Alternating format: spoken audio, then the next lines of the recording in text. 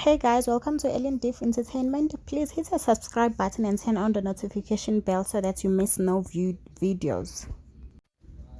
So Jacob Zuma yesterday addressed a gathering outside the High Court, telling them that we are appealing because we are not satisfied as it is not clear why the permanent stay of prosecution was rejected. So we all know that the judges rejected his application of a permanent stay of prosecution, which is the arms deal saga which he's involved with. So he wants to appeal that because he doesn't want to stand trial for those arms deal saga that he's involved with the Thales arms company from where? France, I think. So he has until the 1st of November to appeal the judge's decision. So Judge Shemaine Bolton, who presided over the matter of Zuma, alongside with his defense team and prosecution, excuse, agreed that the case should be postponed until the 4th of February next year, 2020. So on that date, the defense team will state the reasons as to why they say this judgment was unfavorable for Jacob Zuma. And yeah, so while he's waiting for next year, in the meantime, he will be returning to the Zondo Commission of Inquiry into the state's capture by next week, where he is scheduled for his return. And again, he will be appearing in November. So we don't know. 16 charges. We don't know. Serious. It's just a lot to take in. I'm sure for him also it's just overwhelming, which is why he is pushing so hard for this appeal to take place. I mean, like for this permanent stay to take place.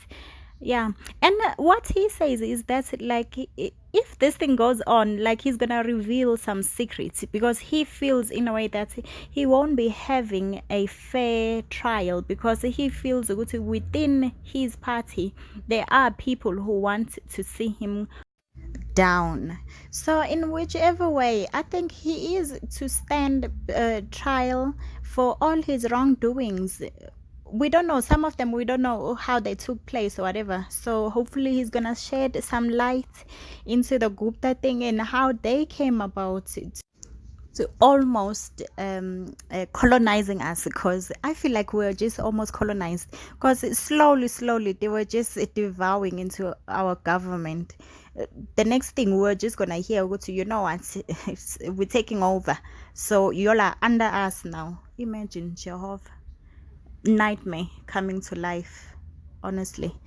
Sure, this whole thing, it just makes me wonder, how is it that the Africans are just so targeted? Like, we just seem like we're just an easy target onto colonization, like, or maybe we're just too sweet.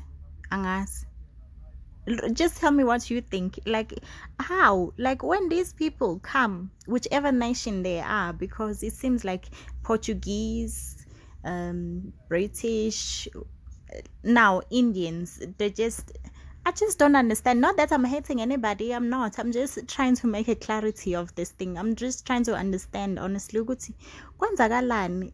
Why are we victim? Why do we allow ourselves to be victims of colonization? Is it money?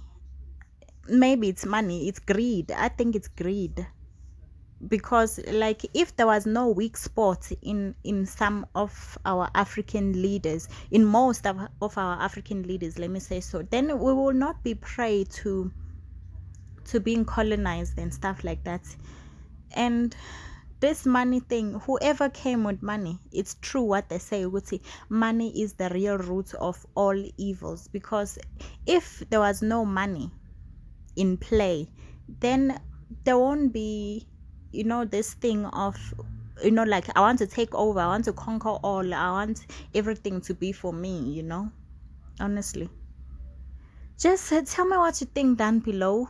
And yeah, and tell me what you think, like, this whole situation will pan out. Will we ever see people going to jail?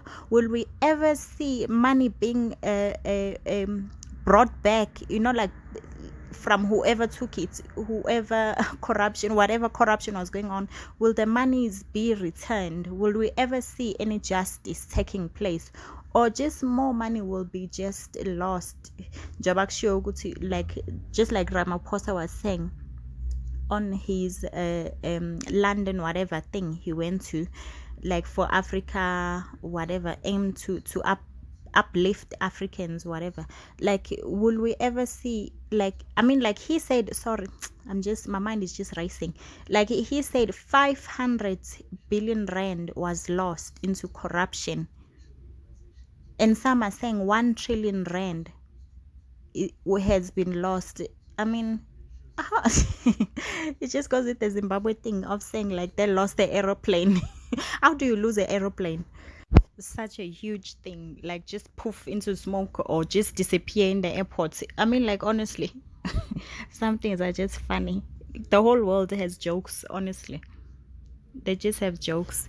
Anyway, tell me what you think down below, and subscribe if ever you have not yet subscribed. And don't forget to turn on the notification bell so that you don't miss my video uploads. And remember, the world is what we make it of to be, so whatever we do, we should just think about the next and how our future generations are to live. We should not be selfish, like, to think into thinking for now and not thinking about the tomorrow, those people that are still going to be left in the world to fend for themselves and look after the offsprings and stuff like that.